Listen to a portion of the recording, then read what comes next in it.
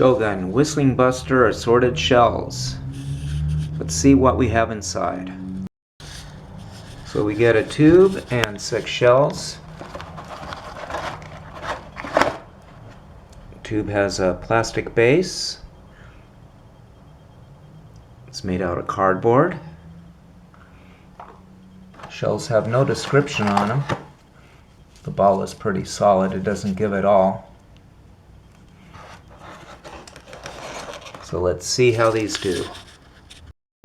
Shogun Whistling Buster.